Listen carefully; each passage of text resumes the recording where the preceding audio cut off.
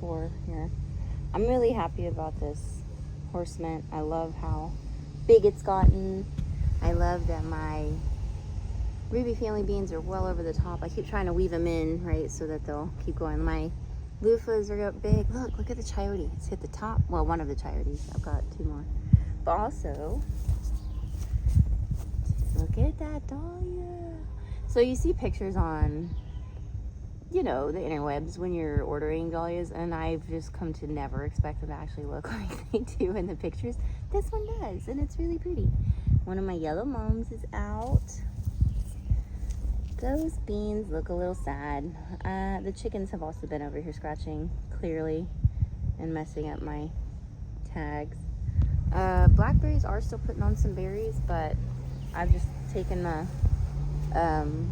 bird netting off and just kind of letting them do their thing. But you can see like next year's stuff is already coming up. Like maybe you can't see, but that straight up stalk will go big and bend over. And let's see, gotta trim up some stuff. So the perennial beds, my variegated sunflower, we've gotten so much rain, and we're gonna get rain for like 2 more days. So he's kind of leaning over. I'm just gonna leave him like that though. I think he'll be okay. These still looking good. That rose is putting on some new growth. It's just, you know, after the rain, everything just kind of flops over.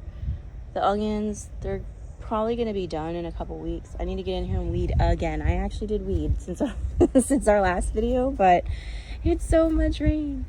Let's see, we've cleaned out back there. The Epona holly just keeps growing. So far so good on our cucumbers. They're not toast yet, and they're getting bigger. So I'm probably gonna try and tuck them kind of against like underneath this one so they'll start growing up. See how it goes. The raspberries have all flopped over with the rain, and I'm okay. Like, let them touch down, let them root.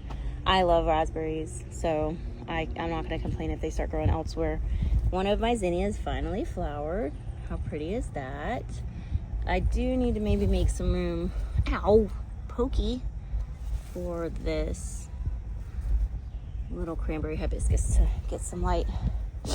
They're growing so big, and I'm so happy. So this winged pea has finally hit the trellis and is vining up. I need to weed again back here. This one, not dead yet, but not really growing really fast either. I did come in and weed out here. The watermelon's starting to trail. The roselles are getting big. I put some rabbit urine on this little guy because he's there, but he's just not really growing big, and I want him to. Good Lord, I need to weed again. I'm so tired of weeding. That's my life right now. Again, this okra, gave that one a lot of urine too because it's just not pulling the weight like the rest of them are. The perennial leeks are kind of, you probably can't see maybe, but it's like this very faint pinky purpley, not really white like most onion flowers. This one actually has some purple to it. It's really kind of beautiful. Cucumber's growing up, loofah's growing up, okra's growing up. I weeded around all the okras, and again, there's just new weeds. And I know it's because of the rain, but good Lord, look at all these weeds. I don't know what that weed is, but I could pull it all the time. That watermelon is starting to run. That right there is a chayote squash. I need to get that on the fence so it's not trying to grow up that wooden post. Not very stable, that wooden post. The pear tree's putting on new growth. Pretty happy about that. So, I mean, I think that's everything right now in the perennial garden. I mean, there's plenty of other perennial things in here. The Bethany, the Jewels of Opar.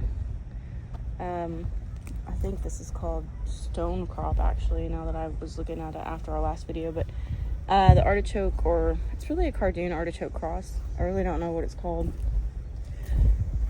I could look it up, but I'm lazy. So there's a mullein back there. Maybe that'll flower this year. We'll see. But I think that's it for the perennial garden.